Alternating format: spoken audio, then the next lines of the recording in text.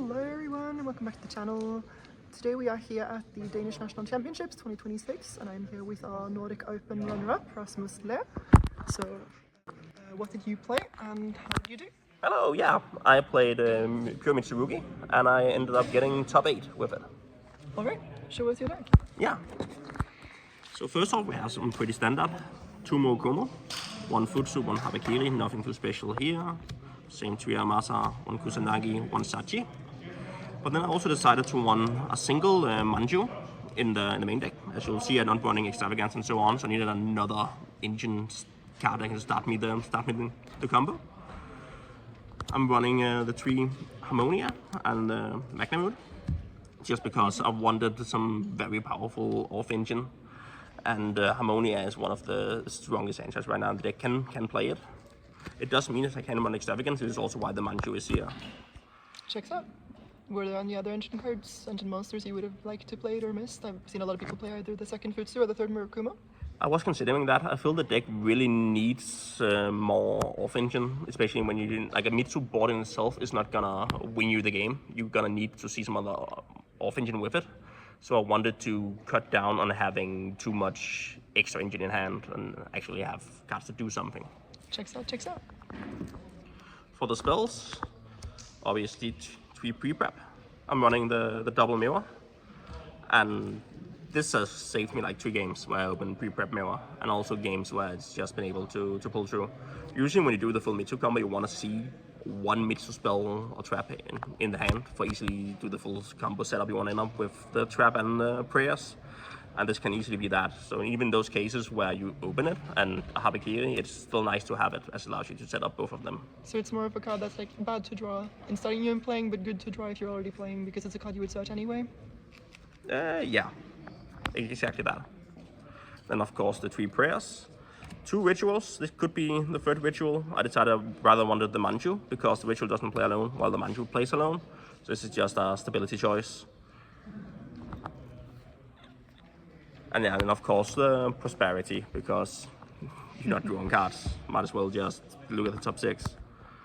For the off engine, we are having the 3 super polys. We are playing 1 call by, 2 fallen, and 2 crown as the quick plays. Super polys is a no-brainer in this format. If you can play it, play it. Call by the grave. You really hate Ashan, you hate Droll. What's the idea on the 2-2 split of Crown Birches? Isn't it like, is one not better than the other? I was going back and forth on it for so long. Both the idea of running, I will always run the Fallen. This card is crazy right now, the amount of value you can do it. Also just dodging Veilers and Imperms and so on. But I was going back and forth on the Crown, if it should be, I was even testing like 1 Crown, 3 Fallen, because I think Fallen is the better card. The idea is that Crown is just so... The one case where Crown is the better card is when you start. Crown is one of the strongest off engine when you start, because you just Crown whatever normal summon most decks do, and it's just stuck there and they lose so much value from it. Makes sense. And then for the traps, we of course have the Purification. Like, no brainer, you have to run it. It's part of your end board. I'm running, and then I run the triple Spark and the triple Impulse. Impulse is an obvious choice. Spark, I really like the versatility of it. It's not often that you're gonna win the game on the Spark at the right timing. Sparking always needs to be combined with something else. But there's also multiple games where we either draw it for turn or save it for my own turn and use it to like banish a Fall of Albaz, doing that combo and so on. So I liked it. There's an argument to go down to 2, and I might consider doing that in the future. Checks out. Were there any cards you missed or would have liked to have in your main deck? Oh, I did consider I was playing him, both 2 of them in the side. I would probably move to main nowadays, would be Shifter and Wusu.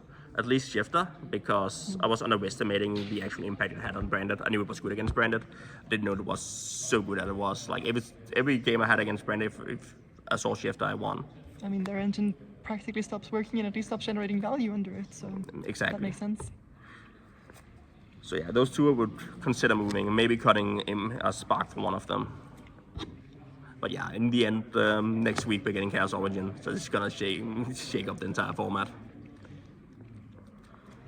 Well, so onto the extra deck. Running the small exceeds. Brugara, so you can head over the big branded fusions unaffected. Dogma. Dogma, yeah, also allows you to do some multi-case sometimes through some boards. Never came up in that way. Typhon, because it's just a versatile card to have available, especially if you end up in a simplified game state. The Typhon can just swing the game. Then we are having the super poly targets, pretty standard. Garura, Mud Dragon, Sea Monsters. Sea Monsters obvious because of kill tunes. And some people are cutting one of these. I just like having the versatility. I'm able to fit in both, and that means that in most cases they're alive also against random rogue matchup and unexpected situations. Checks out.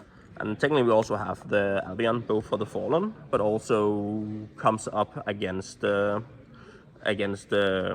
branded, where you can just super poly it. I am considering running the Dogmatica.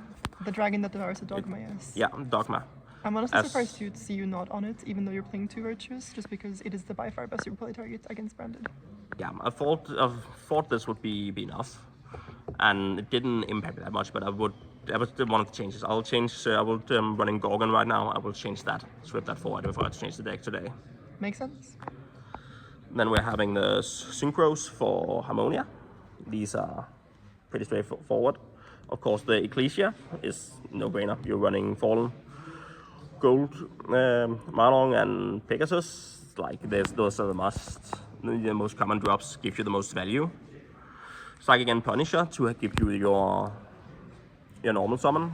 If you normal summon from Harmonia, make that. I wanted a single target that has impact on the turn it's summoned, whereas this is the one level 11 Synchro that does something on the turn you summon it, whereas the other options are like your opponent's turn.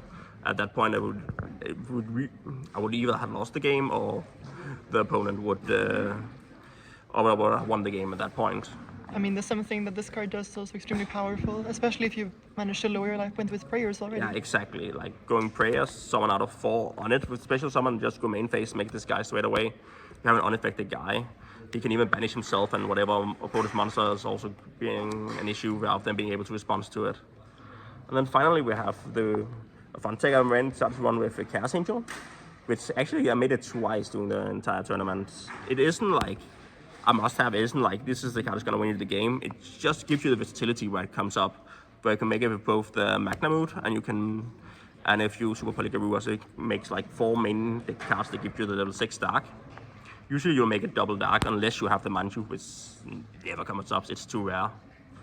But just being able to summon it, giving the banish, giving you the big body, and so on. And people are not expecting it. They're seeing you sitting on any of the normal summon Mitsus and Magna Moon, and they're like, yeah, this is not threatening anything. And then you make Chaos Angel and banish whatever important card they have lying around. Seeing as you say it's more niche, would you like to have another of the somewhat good Harmonia targets for it? For instance, the Deep Sea, I believe it is Archiva, or the the name is Packbit. A Packbit. I was taking Packbit before, and I found it never really came up. Any situation where I wanted to use the Packbit, I would usually, while I dropped them all along. The money situation else against that would be Kill Tune, but in those I just really enjoyed that Ignister. I would consider the level 12 Luluwa Lilies? Yeah, Luluwa Lilies was an Ecclesia over that, but I also found that is too telegraphed. So if you only have the Harmonia as you're interrupting your opponent's turn, then they're gonna be like, cool, we can see you are doing this end phase and just play around it. Isn't it almost the same with Pegasus though? Because the Pegasus is very telegraphed, seeing as it only activates when they trigger it. It is, but you can't use the field negatives, especially against what's the name, Kill Tune. They can just make IX negate it and so on. RS is main phase only, so they would not be able to negate Ecclesia in the end phase. I keep forgetting that. I also played 0 Kill Tunes the entire tournament. But I get the point, it's too easy to interact with. Yeah, and this one just is, again, it's so versatile. And I also wanted to avoid running another pseudo brick in the deck. It does stuff, but it doesn't let you play alone.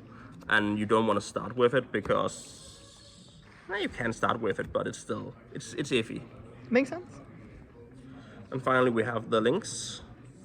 We have SP, IP, Danamundo, like these are again, I think every Mitsu deck should run these 3. Yeah, I've not seen a Mitsu list in quite some time. I didn't have the 3 of them. Yeah. Then I was also playing the Gorgon, mainly because I like the versatility, the idea being the IP turns into a negate and so on. It never really came up, and this is probably what would change for the Dogma fusion instead, to have the extra fusion target. Makes sense. Finally, we then have the side deck. We got the YuGiOh and the Shifter I mentioned earlier, the two one-offs. That's a good argument for moving these to the main. I'm not sure about the YuGiOh, but at least the Shifter, just because it's so strong into both branded and kill tunes.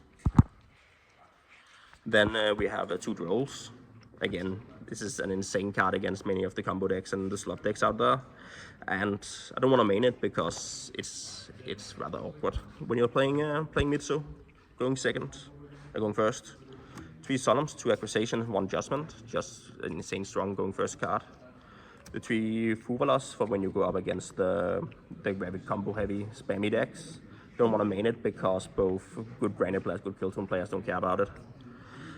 And I'm running the 2 Manchus more in the main deck from when I start, just to get the stability in the deck. I don't have the Potter Extravagance, so this allows me to see my plays more often, especially because people would usually save their Ash for Sachi and so on, and this is your second access to Mitsurugi.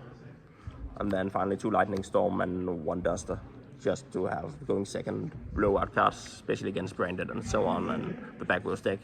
Very versatile card, it's nice to play. Makes sense. So congratulations on your top 8. Do you have any shout outs or final closing thoughts? To give a quick shout out to 2 of my friends, Sebastian and now I'm getting out of that, I always forget names. But yeah, they lent me a couple of cards after I was finally deck checked. I have some cards not marked, but they were starting to get wobbly, so I had to switch them, and they just had a Mitsu deck lying around, so I could just swap cards in quickly and be ready to play the next round. And to my friends and Max for driving us down to the tournament. Lovely, thank you very much, and once again congratulations on your top 8. Thank you.